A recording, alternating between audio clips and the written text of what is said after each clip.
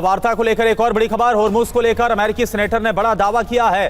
अगर वार्ता फेल हुई तो होर्मुज पर कब्जा कर लेगा अमेरिका। होर्मुज पर कब्जा करने के बाद टोल भी वसूलेगा अमेरिका। टोल लगा देंगे ट्रंप। पूरी तरह से होर्मुज को कंट्रोल करेगा अमेरिका। लिंडसे ग्राहम की तरफ से यह कहा गया है।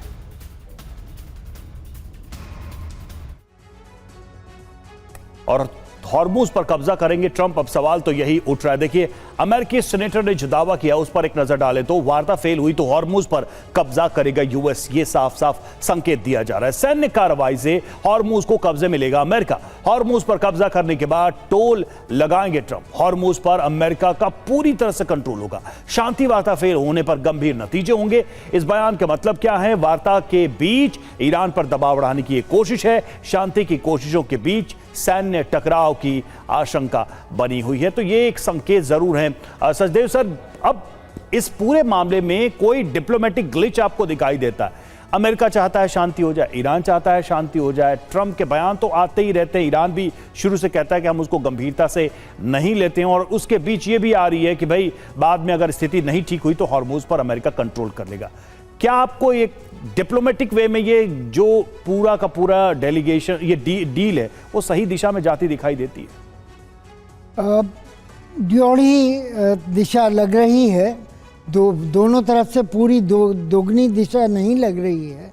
ईरान की तरफ से पूरा एक तरह से सामंजस्य तरीके से वार्तालाप किया जा रहा है।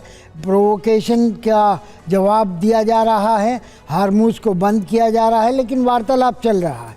दूसरी ओर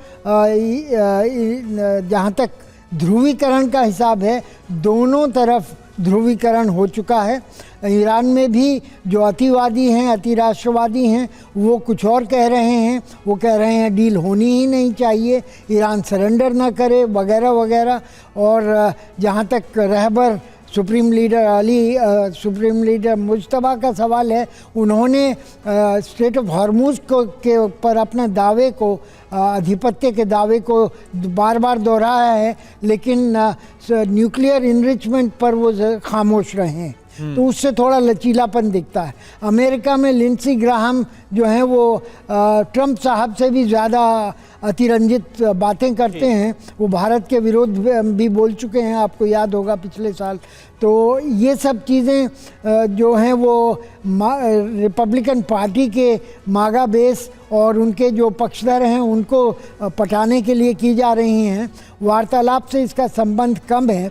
दूसरी तरफ अगर मैं कहना चाहूँ तो 60 दिन बाद का परिप्रेक्ष्य देखें। अगर 60 दिन बाद 22 अगस्त को अगर उस समय देखें तो इजराइल के चुनाव 10-15 दिन बाद होने वाले हैं और 2 महीने बाद अमेरिका में मध्यावधि चुनाव होने वाले हैं।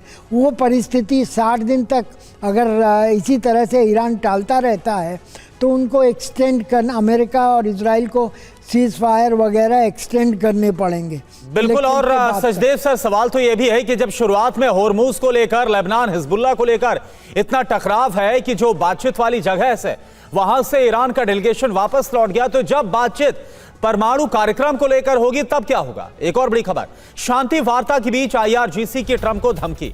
ईरान से माफी मांगे डोनाल्ड ट्रंप। माफी के बाद ही होगी शांति वार्ता। IRGC ने यह कह दिया है, यानी ये बहुत ही कड़ी और बड़ी शर्त रख दी है। एक्सियोस के हवाले से खबर। और ईरान की अमेरिका इजराइल को धमकी सामने आई है। लेबनान में हमलों के लिए अमेरिका जिम्मेदार है।